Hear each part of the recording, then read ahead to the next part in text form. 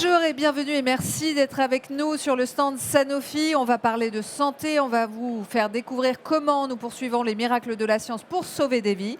Et on a la chance pour cette session d'avoir une personne qui est extérieure à Sanofi. On va parler de l'IA dans la santé, de nouvelles perspectives pour les praticiens et aussi pour les patients. Et pour cela, merci d'accueillir professeur Corinne Bagnis. Bonjour Christina, bonjour tout le monde, je suis ravie d'être avec vous. Merci beaucoup, professeur, d'être avec nous. Vous êtes néphrologue à l'hôpital Pitié-Salpêtrière, professeur de néphrologie à la Sorbonne Université. Rien que ça, directrice aussi de tiers-lieu. Unirein, exactement, on va en parler dans quelques instants, une structure d'expérimentation en digital, en santé digitale, sur les maladies chroniques. On a beaucoup de chance de vous avoir parce que vous êtes très occupé et on est ravis vraiment. Merci pour l'invitation, je suis ravie d'être avec vous. On est vraiment ravis de vous avoir et d'avoir la caution en plus scientifique d'une néphrologue. C'est génial. Alors, on va revenir sur ce sujet des tiers-lieux. Tiers-lieux, c'est un peu un mot potentiellement inconnu du grand public. Pourquoi on en parle déjà? Qu'est-ce que c'est? Et pourquoi il y en a de plus en plus? Alors, qu'est-ce que c'est? L'État a considéré, c'était une super bonne idée, qu'il fallait créer des initiatives pour ouvrir les portes des lieux de soins et faire en sorte que tous les gens qui travaillent dans l'innovation digitale en santé puissent aller tester leurs solutions en rentrant plus facilement en contact avec leurs usagers futurs. Ça paraît une évidence, mais ce n'était pas du tout simple à faire, puisque dans les hôpitaux, on n'a pas l'habitude de ça. Dans les centres de soins, on n'a pas l'habitude de travailler avec des startups. Et puis surtout, c'est pas si simple que ça de faire rentrer l'innovation digitale dans le monde hospitalier, dans le monde clinique. Et pour autant, les entreprises, les startups ont besoin de travailler avec des patients, avec des soignants, avec tout l'écosystème des professionnels du monde de la santé pour pouvoir mieux définir leur solution, à quoi elle va servir, est-ce qu'elle peut vraiment s'insérer dans un parcours de soins, dans une activité professionnelle, et puis développer une solution qui va vraiment être utile pour tout le monde. Et alors, pourquoi vous avez mentionné il y a quelques instants, c'est pas forcément facile de les retrouver, de les mettre ensemble. Pourquoi c'est pas naturel? Parce que finalement, dans le monde du soin, on a l'habitude et on a créé depuis des années des partenariats, des collaborations principalement autour du médicament, qui est notre principal outil de soin. En fait. Mais aujourd'hui, évidemment, on ouvre un autre chapitre qui est déjà ouvert depuis un petit moment.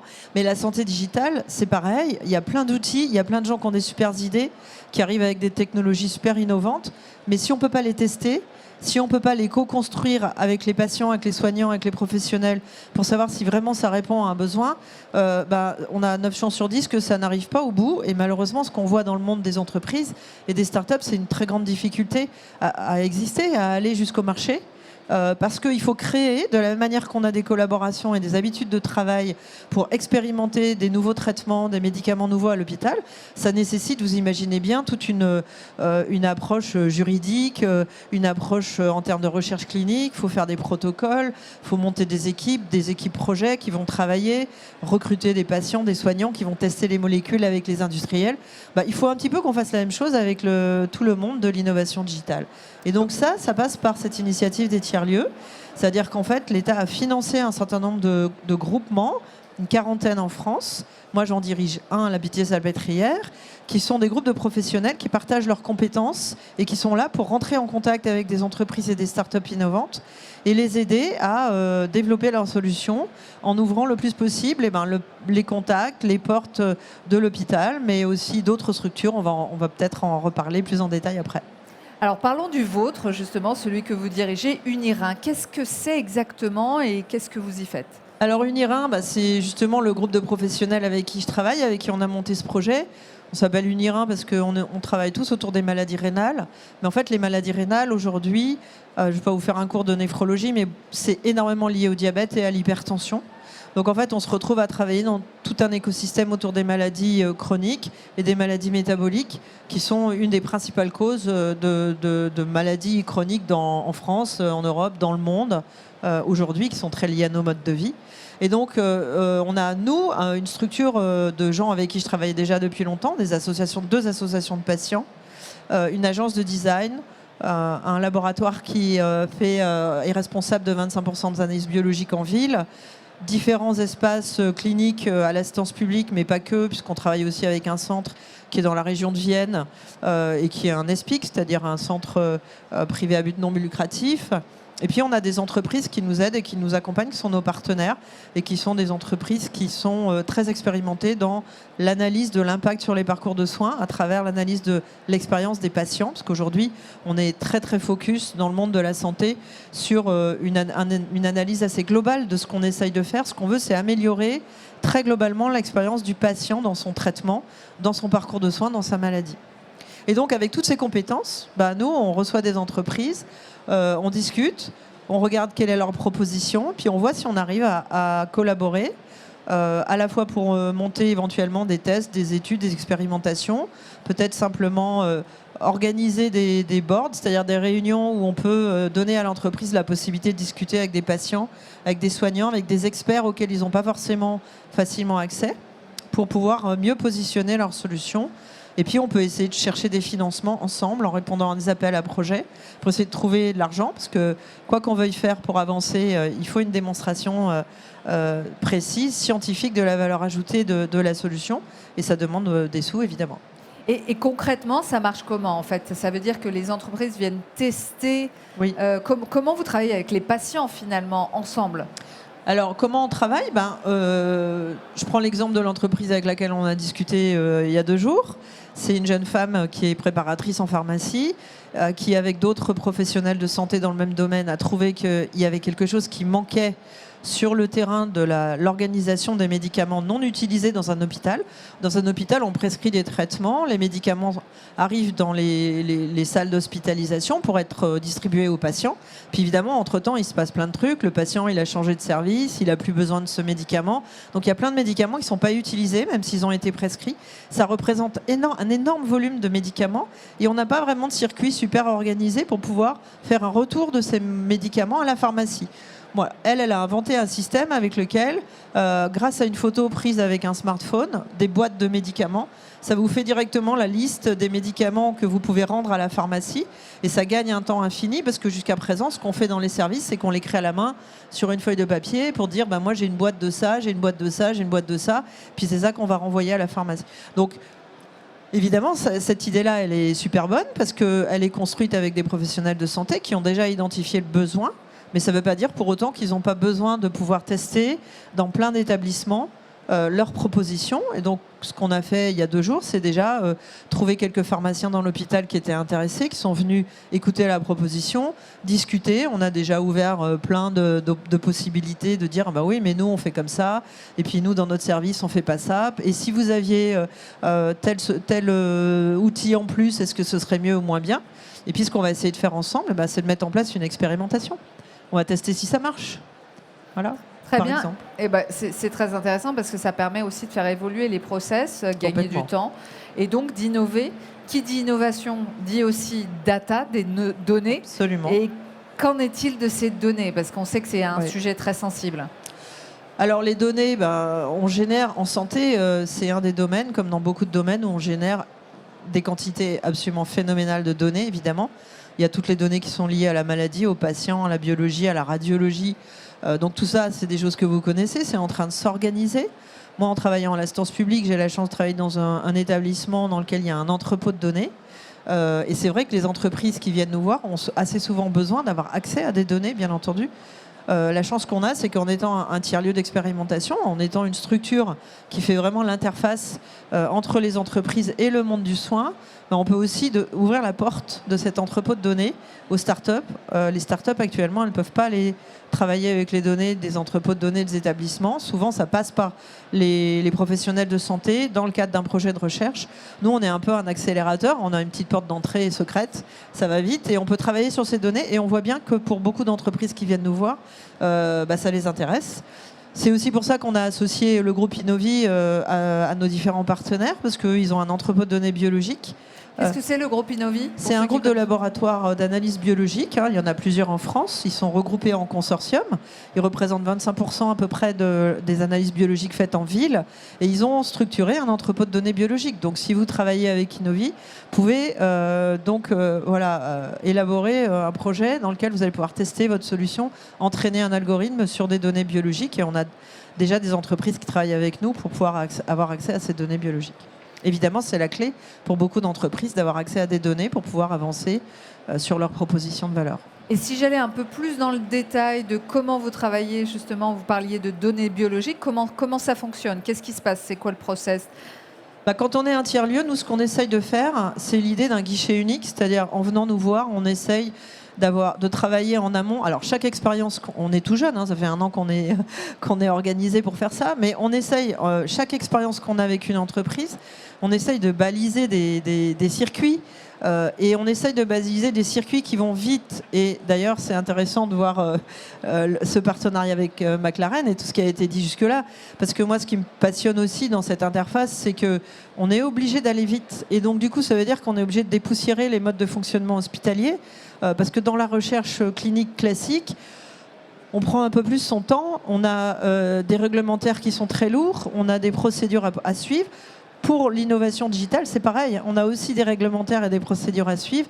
Mais par contre, on ne peut pas attendre 3 ans avant d'avoir un financement dans un appel à projet. Donc moi, j'aime bien quand ça va vite. Et donc, on essaye aussi de faire en sorte qu'avec l'expérience, en ayant posé la question 1 fois, 2 fois, travailler un circuit avec une société 1 fois, 2 fois, 3 fois, qu'on puisse raccourcir les process. Et c'est particulièrement vrai quand on travaille avec des très gros établissements comme l'instance publique, qui mobilisent beaucoup d'énergie en interne dans les différents départements du siège pour aussi pouvoir répondre à cette demande et être un vrai acteur de l'innovation. Il y a plein de choses. Ils ne nous ont pas attendus, nous, en tant que tiers-lieu, mais c'est vrai qu'il y a beaucoup d'énergie dans ces gros groupes d'établissements publics pour pouvoir collaborer avec le monde de l'innovation digitale, parce que c'est la clé. Donc l'hôpital n'est pas un endroit poussiéreux. Non, l'hôpital n'est pas poussiéreux. C'est hyper important quand même, il faut le dire justement, il faut le rappeler. Absolument. En plus et l'hôpital est content de travailler avec des jeunes entreprises, et c'est vrai que tout n'est pas super simple, c'est pas un paysage complètement merveilleux. Mais il faut qu'on travaille ensemble pour créer ces relations faciles, rapides, dynamiques, pour pouvoir vraiment faciliter l'innovation des startups françaises qui sont une pépite. En parlant justement de startups françaises, il y a aussi un autre écosystème qu'on appelle Future for Care, d'accélérateur digital. Quel est le lien? Vous travaillez avec aussi Moi, je fais partie du comité scientifique, c'est tout récent, mais ce sont des initiatives tout à fait magnifiques, je pense, pour les entreprises. Alors, il y a déjà plein d'entreprises qui sont accompagnées par Future for Care et qui pourraient en parler mieux que moi. L'idée, c'est vraiment de créer du lien, de mettre en contact, d'ouvrir des portes. Et là aussi, chez Future for Care, c'est un espace dans lequel on peut accéder à des compétences. Quand on est une start-up, on peut parler à des industriels, on peut parler à des professionnels, on peut vivre des événements, on peut avoir un lieu où il se passe des choses. Et je pense que créer du lien et entrer en contact, c'est vraiment un enjeu majeur pour les entreprises qui veulent se développer, bien entendu. Tout à fait. Alors aujourd'hui, vous en êtes où au niveau de ces tiers-lieux? Il y en a plusieurs, vous avez dit une 40aine en France. Oui. Alors, c'était une initiative qui a été financée à partir de 2024. Les premiers tiers-lieux, il y a eu 3 vagues. Première vague en janvier 2024. Nous, on a été lauréats en janvier 2025. Il y avait une année avant, ça a commencé en 2023. Et tout le monde se met en ordre de marche, mais il y a une très belle dynamique. On est très bien accompagnés. On travaille ensemble entre les différents tiers-lieux en France. Donc en fait, ça veut dire que petit à petit, il y a une espèce de force de frappe là, qui est en train de se mettre en place pour pouvoir collaborer ensemble, éventuellement avoir des collaborations ou des accompagnements dynamiques entre plusieurs tiers-lieux.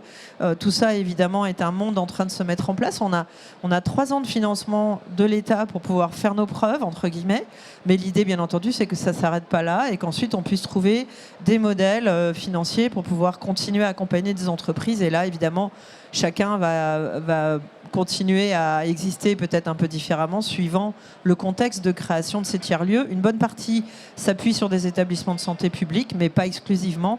Il y a des tiers-lieux qui s'appuient sur des centres d'innovation, sur des SAT, des grades, enfin tous ces acronymes qui font référence à toutes les structures régionales qui sont dédiées à l'innovation et à l'accompagnement du tissu économique et du tissu d'innovation industrielle français.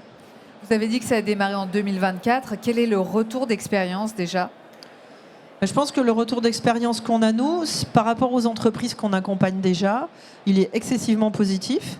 C'est-à-dire que nous, ce qu'on essaye de faire dans notre groupe, c'est vraiment de créer des partenariats un peu à long terme avec les entreprises, parce qu'on a pour l'instant choisi d'accompagner des solutions qu'on trouvait vraiment géniales et super innovantes. Et ce qu'on voit avec eux, c'est qu'on peut avancer 1 an, 2 ans, 3 ans ensemble. Ils arrivent avec une demande à laquelle on essaye de répondre. Très concrètement, par exemple, une des entreprises qu'on accompagne est en train de développer des prototypes de leur technologie, de leur matériel.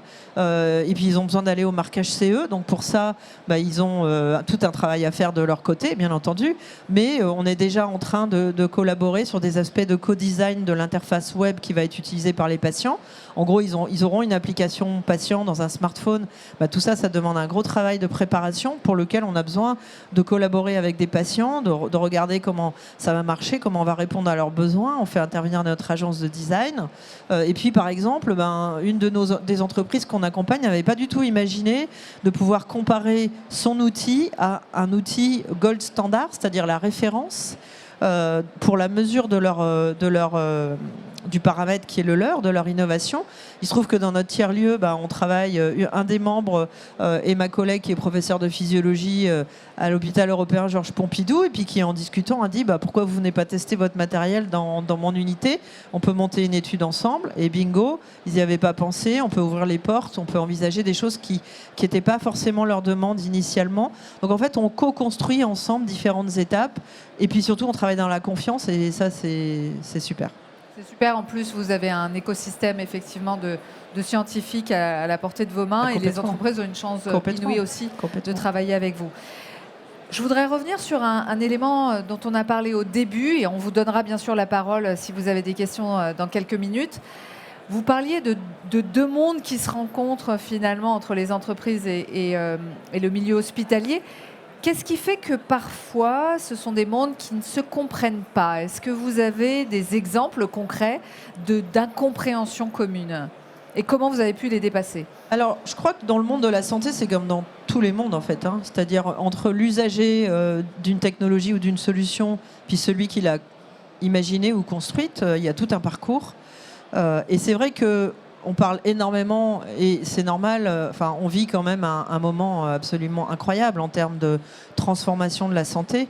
Moi, je trouve, en étant dans le monde de la santé depuis une 30aine d'années, que ce qui se passe aujourd'hui dans la santé digitale est absolument incroyable et qu'il faut monter dans le train. Mais on a évidemment beaucoup de freins. On a des freins qui sont liés au changement déjà, parce que changer sa manière de travailler, pour un professionnel, c'est pas simple. Changer sa manière d'être soigné pour un patient, c'est pas simple. Donc on a beaucoup de représentations, on a beaucoup de biais cognitifs, de croyances, puis on a beaucoup de choses qui sont un peu mis en exergue dans les médias, et il y a tout et son contraire dans les médias, donc ça alimente aussi parfois des peurs. Et en fait, il faut aller au-delà de la peur, il faut créer de la confiance pour qu'on puisse vraiment bien se comprendre. C'est-à-dire, si on donne un exemple, dans les professionnels de santé, moi je suis à fond pour la santé digitale, mais même dans les collègues avec qui je travaille, il y en a une bonne partie qui disent tu sais quoi, vas-y, occupe-toi de ça, et puis nous on verra quand ça marchera et que ce sera au point. Alors pourquoi ? Pourquoi ? Parce que on a des choses à transformer dans la manière dont on propose la mise en œuvre de solutions digitales. Il y a des trucs qui ont été imposés, par exemple, aux professionnels de santé. Et puis l'exemple qu'on donne tout le temps, c'est le dossier médical informatisé, nos outils de travail. D'un seul coup, et depuis 10 ans, on a dit maintenant on va avoir des dossiers informatisés. Et on a demandé aux docteurs et à d'autres professionnels de travailler avec cet outil. Ils ont eu l'impression qu'on avait fait ça sans eux. Enfin, c'était pas forcément qu'une impression d'ailleurs.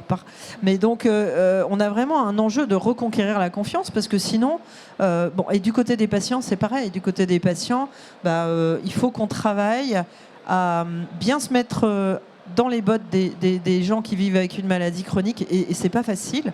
Parce que sinon, on va vouloir leur donner un machin à se mettre autour du cou, un truc à se coller sur le bras, un bidule qui va sonner dans leur téléphone. Et il y a déjà des patients, des associations de patients, des articles, des études scientifiques dans lesquelles les patients commencent à dire « Mais nous, attendez, on n'est pas des rats de laboratoire, on ne va pas pouvoir utiliser 250 solutions digitales tous les jours au motif que chacune est intéressante ». Et donc ça veut dire que vraiment, si on veut arriver à ce qu'il y ait un écosystème digital qui soit vraiment utile pour le patient, il faut vraiment qu'on le construise avec les patients et qu'on écoute ce qu'ils aient à dire, parce que sinon, on va leur proposer des tas de machins qui ne vont pas du tout être adaptés. Et donc je pense que la clé, c'est vraiment la communication, l'échange, l'écoute et la collaboration. Vous avez mentionné les patients et cette collaboration qui évolue dans le bon sens. Quel est le retour d'expérience des patients, justement, et même de ce que vous avez pu mettre en place? Est-ce qu'ils sont plutôt ouverts, justement, à tester ces innovations? C'est facile? C'est compliqué? Comment ça se passe? On peut pas... Enfin, évidemment, chacun est différent. Hein, mais ce qui est assez intéressant, finalement, c'est qu'on dit tout et son contraire sur la capacité des citoyens à adopter des solutions digitales. En pratique, quand vous prenez un billet de train aujourd'hui, vous n'allez pas au bureau SNCF, quoi. Vous ne savez même plus où il y en a des bureaux SNCF. Donc en fait, on est à la fois dans un monde dans lequel on a adopté spontanément des solutions. Et en fait, quand on réfléchit, on les adopte. Pourquoi? Parce qu'elles nous rendent service et qu'elles marchent. Et en même temps, on a des freins. Et la réalité, c'est que s'agissant de la santé, on est dans une société aujourd'hui où l'ensemble des citoyens, ils sont au courant, ils utilisent le digital. C'est pas forcément une question d'âge. On a des gens plutôt âgés, même dans le grand âge, qui sont tout à fait capables et tout à fait contents d'utiliser des solutions. Il y a une demande d'indépendance et d'autonomie qui est quand même un des éléments majeurs qu'apporte le digital. C'est-à-dire on peut se débrouiller, faire des choses soi-même, être son propre... Il y a un truc qu'il ne faut pas oublier quand même, hein, c'est qu'on parle depuis 25 ans dans le monde de la santé et dans le monde des maladies chroniques qu'il faut qu'on arrive à mieux coordonner les soins, qu'il faut qu'on arrive à mettre le patient au centre du système, enfin blabla. Hein. Tout ça, c'est blabla. En réalité, quand vous avez une maladie chronique, c'est vous qui vous débrouillez tout seul. C'est vous qui prenez vos rendez-vous à droite, à gauche, c'est vous qui centralisez les informations, c'est vous qui faites... C'est le patient qui est encore quand même beaucoup l'acteur de la coordination. Et même s'il y a une grosse demande d'autonomie, il faut qu'on facilite ces parcours-là. Et franchement, le digital, et d'ailleurs, il y a des initiatives nationales qui sont en cours pour ça. Hein. Mon espace santé, par exemple, ça va contribuer à aider considérablement les patients à avoir un lieu où ils ont leurs données, où ils peuvent avoir des références d'outils digitaux qui sont validés, qui sont intéressants pour eux. Voilà, je pense que la santé digitale, c'est passionnant, mais il faut que tout le monde collabore pour que ça aille dans le bon sens. Et d'ailleurs, ce que vous venez de dire par rapport aux patients, c'est aussi vrai par rapport aux professionnels. C'est-à-dire que les professionnels, ils disent aussi déjà, moi je veux bien du digital, mais pas 50 outils digitaux dans tous les sens qui font qu'à la fin de la journée, j'ai la migraine. Il faut qu'on co-construise ensemble pour qu'on aille vers du mieux et pas vers un fouillis de solutions digitales qui nous donnent mal à la tête. Voilà. C'est une très belle collaboration qui permet de faire avancer les choses et justement, au final, pour améliorer la vie des patients. Il ne faut jamais perdre de vue la finalité. L'objectif. Ah oui, c'est sûr. Tout à fait. Je vous propose d'applaudir professeur Bagnis et de vous passer la parole. Merci à vous, professeur. Est-ce que vous avez des questions dans l'Assemblée? N'hésitez pas. Oui, bien sûr. Il y a le micro, il y a le micro. Tout est prévu. Merci. Merci beaucoup. Bonjour, je suis Juliette, je travaille chez Sanofi. Je me demandais comment les étudiants en médecine vétérinaire sont formés. Est-ce qu'ils ont une appétence particulière envers toutes les nouvelles technologies? Est-ce qu'il y a une formation qui leur est dédiée à ce sujet? Merci pour votre question. On n'a pas parlé de la formation. La formation dans la santé, vous savez que l'État a également mis la main au portefeuille pour mettre en place un énorme programme de formation initiale des professionnels de santé, des professionnels du digital, dans tous les domaines de l'éducation et de l'enseignement, et donc aussi certainement dans le monde de la formation des vétérinaires. La seule difficulté qu'on a, c'est que dans les professions de santé, comme dans beaucoup de métiers, il faut un temps. Les gens ne sortent pas de l'école au bout de 6 mois. Donc en fait, on a commencé la mise en place de ces formations dans des cursus en première année, deuxième année, etc. Puis ça va se mettre en place progressivement. En gros, techniquement, si je parle des docteurs, ce que je connais mieux que les vétérinaires, mais je suis à peu près certain que c'est pareil, en fait, on aura des gens vraiment formés dans 10 ans, quoi. Et donc ça, c'est un vrai souci, encore que la France s'est mise en route et a pris cette question à bras-le-corps, et donc ça, c'est génial, mais il va falloir un petit délai. Sur l'appétence, moi, je pense que c'est même pas une appétence, c'est une évidence.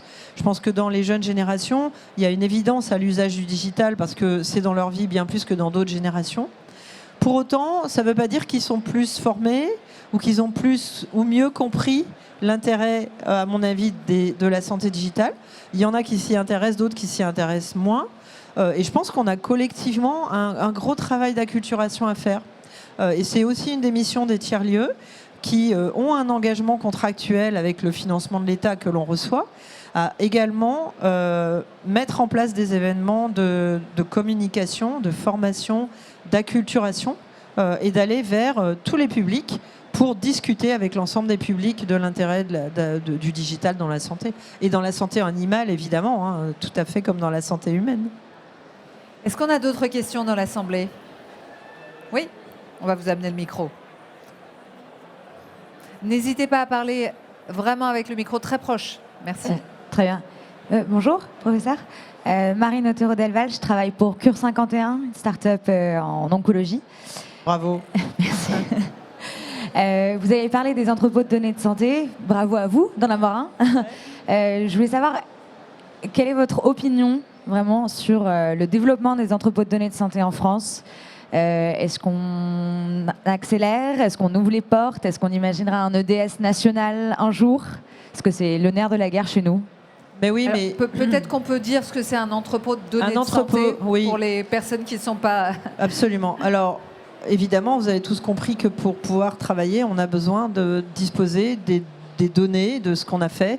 Ça peut être de la biologie, de la radiologie, etc. Et si on veut se pencher rétrospectivement sur ce qui s'est passé et en tirer des leçons pour créer des outils innovants, on a besoin d'accéder à ces données. Il y a de multiples difficultés, évidemment, pour pouvoir travailler sur ces données, notamment dans le format dans lequel elles sont exprimées, pour qu'on puisse les ranger, les classer.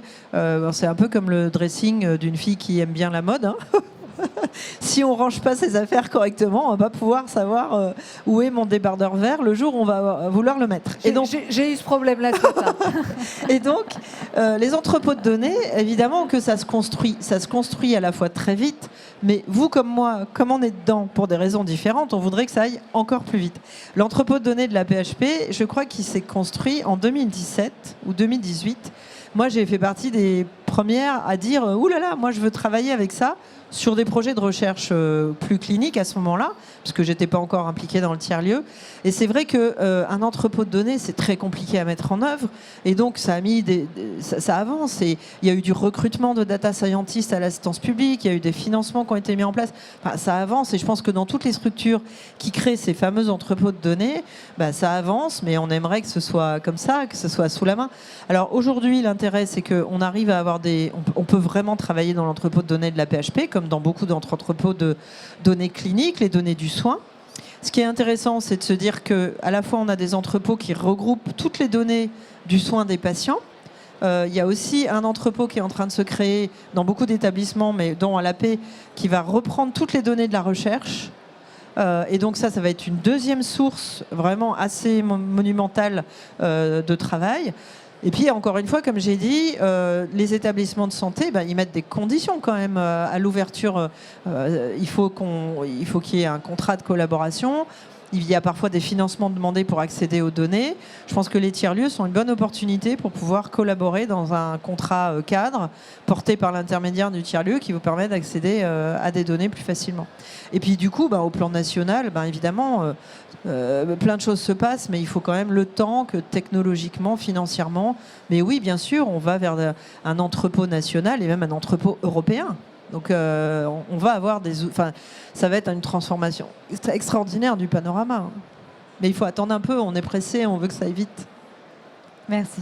Est-ce qu'on a une autre... Oui, on a une question juste derrière. Juste derrière. Merci. Bonjour, professeur Banis. Tout d'abord, merci. Excusez-moi, approchez encore un peu plus. Merci beaucoup pour votre présentation. Je suis Song Ho. Oui. Je viens de la Corée du Sud et je suis un étudiant en santé. Et chez nous, et je pense aussi en France, il y a un problème de déséquilibre entre l'offre et la demande de soins, surtout les déserts médicaux. Et je voulais vous demander comment l'IA pourrait résoudre ces déséquilibres. Parce que même s'il y a la technologie, il faut des personnels qui aillent dans ces déserts pour utiliser ces technologies. Absolument. Merci Sandro. Bravo pour votre français. Je suis pas sûre que j'arrive Excellent, hein. Moi, à j'avoue, parler coréen comme vous parlez français. Bravo. Alors ça, c'est une super question. Évidemment, la question des déserts médicaux, c'est vraiment une piste d'utiliser des outils digitaux pour répondre à certains sujets de l'accès aux soins. Encore une fois, il faut bien identifier le problème. C'est-à-dire qu'en fait, souvent, ce qu'on fait, c'est qu'on veut mettre du sparadrap. Outil digital, c'est pas un sparadrap qu'on met sur tous les problèmes. Je pense que si on veut vraiment répondre à des problématiques d'accès aux soins et des déserts médicaux, il y a de multiples raisons pour lesquelles il y a des difficultés d'accès aux soins et des déserts médicaux. Et la première des choses, c'est de bien les analyser. Je vais vous donner un exemple. Il y a une start-up qui actuellement a un petit outil qui permet de faire son propre diagnostic de sa propre maladie sur la base d'un certain nombre de symptômes. C'est un petit boîtier, vous lui donnez vos symptômes et il vous dit ce que vous avez. Et eux, leur claim, enfin ce qu'ils disent pour présenter leur solution, c'est qu'ils vont aller tester leur solution dans le plus grand désert médical du monde, puisqu'ils travaillent avec l'Agence spatiale européenne, et qu'ils vont aller tester, leur solution va être embarquée avec les spationautes. Donc on voit bien comment on peut avoir plein de super bonnes idées, mais je crois qu'il ne faut jamais perdre de vue que résoudre le problème des déserts médicaux, il n'y a pas une solution pour les déserts médicaux. Il y a juste rentrer dans le dur de quoi on a besoin, à quel besoin on veut répondre, et puis surtout, il faut le travailler avec ceux qui ont besoin. Il faut le travailler avec les gens qui disent qu'ils n'ont pas accès aux soins, parce qu'il y a de multiples réponses, il y a de multiples solutions, et oui, en plein d'endroits, il y a des solutions digitales qui peuvent aider, pas exclusivement. Et moi, je pense que je fais pas partie des gens qui pensent que le digital va nous remplacer. Je pense qu'on va, comme dans beaucoup de périodes de l'histoire de l'humanité, on va avoir des outils qui vont transformer les choses et que les humains vont accompagner, bien entendu, mais différemment. Moi, si les outils digitaux à l'hôpital me permettent d'avoir plus de temps pour parler avec mes patients les yeux dans les yeux et puis échanger humainement sur ce que c'est que vivre avec une maladie chronique, je signe. C'est ça que j'ai envie de faire avancer. Donc je pense que ce qui est intéressant, c'est effectivement de ne pas se dire qu'on va remplacer par des robots, des outils, tous les humains. Mais l'idée, c'est comment on va collaborer, comment on va déployer des choses. Et je pense que la ligne de fond, vraiment, c'est de rester collé aux besoins, à l'analyse du besoin, et de construire avec les gens qui expriment un besoin pour pouvoir construire les bonnes réponses. Voilà. Merci beaucoup, un grand Merci bravo à tout le monde. vous. Et bon salon, régalez-vous. Il y a plein de Merci choses de nous avoir qui se fait l'honneur passent. d'être avec Christina. nous. Passez une très bonne journée, mesdames et messieurs. Merci à vous. Le parcours continue, on a un stand fantastique chez Sanofi. Venez découvrir comment on passe de la recherche-développement jusqu'aux patients. Vous avez derrière cet écran ce beau parcours. On a aussi une fantastique voiture de McLaren qui, ce week-end, est en train de courir sur les courses du 24 heures du Mans. Voilà, de 24 heures du Mans. La réplique, sa jumelle, cette voiture. Nous avons aussi d'autres innovations et des startups à découvrir.